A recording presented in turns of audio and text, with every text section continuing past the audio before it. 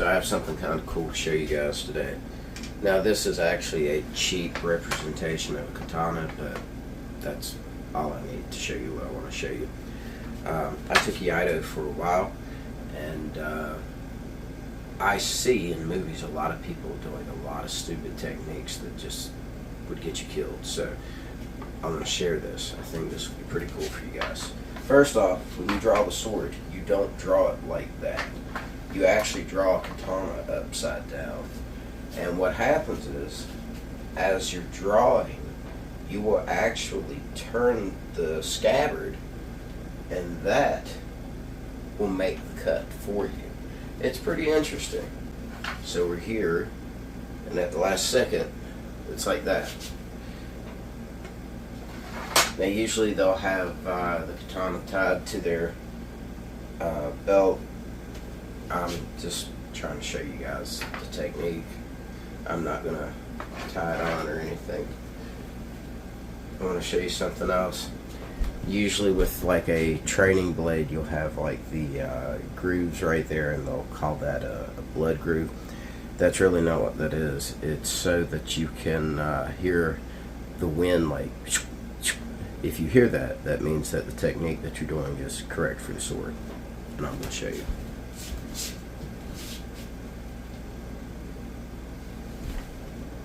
You hear the wind cut?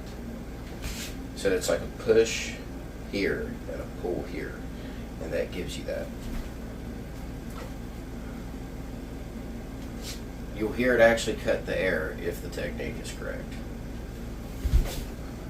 I hope that you guys can hear it. It's very quiet, but if you're cutting the air, that means that you are actually doing the techniques correctly.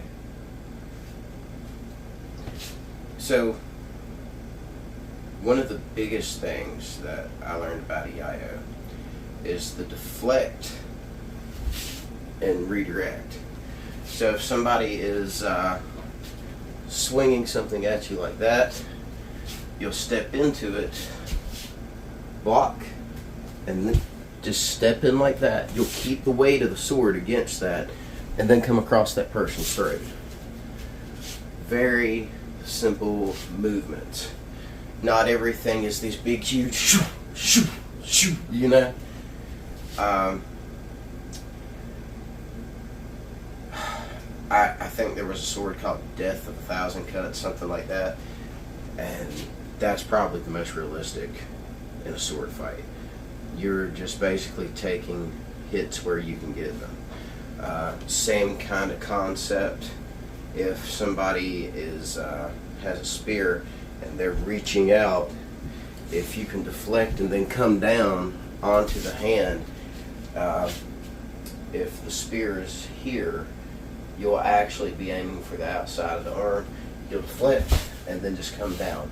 Or you'll even follow the spear straight down like that and try to cut the hand off so that way they can't reach again. So pretty simple kind of concepts. In movies, they try to overcomplicate swordsmanship and make it something that it's not. I'm really not a huge fan of swordplay in movies because they always seem to ruin it. Really simple things as well is how they will actually thrust the katana. You don't go down like this. You actually go up like that because you're trying to go up into the heart of the enemy. So when you're fighting with your katana, usually you have a good bent knee kind of stance, and that will be the motion. Or you'll go up under the chin into the brain. Simple stuff. The cutting edge of the katana is right there, so of course this one's not sharp. If this was a real katana, even doing that, you'd see blood. So let me give you one or two more techniques, and then I'll be done with this video. So if somebody's swinging through this way, step, deflect, come down, and you're just basically trying to come through here or come across here and take their head. Simple stuff. Because if it's a big swinging motion, you've really got to get into that to deflect, and then you just follow that momentum straight through.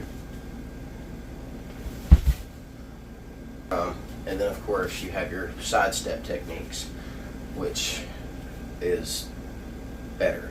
A katana is very, I don't know how to say it, like it can fracture. It's extremely sharp, but the edge can fracture. So you want to either block with the side of the blade or the back of the blade. And the techniques that you use to do this are usually in your step. I see all of these experts with a katana talking, and usually the internet's so full of idiots they don't even know what they're talking about. So when I'm here with the katana, if somebody's coming straight down, I'm here, and then after I deflect a little, I'm here, and I'm just taking their head with me as I go. Simple stuff. So the swing's coming straight down. That's it. Simple stuff. Swing's coming down. The other technique with this as well. The swing's coming down.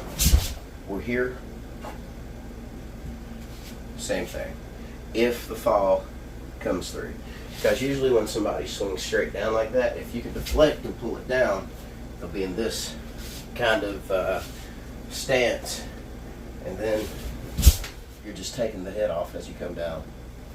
I'm not really a huge fan of sticking to tradition. I'm going to do whatever works for me. If I got to throw mud in your face or whatever to win, I'm going home at the end of the day. There's no such thing as honor in a fight. The probability of you coming across a sword to fight with is probably pretty low, but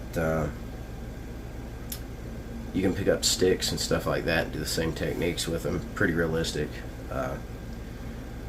Everybody should learn how to use some kind of hand-to-hand weapon, because if you run out of ammo, it's good to know what to do beyond that point.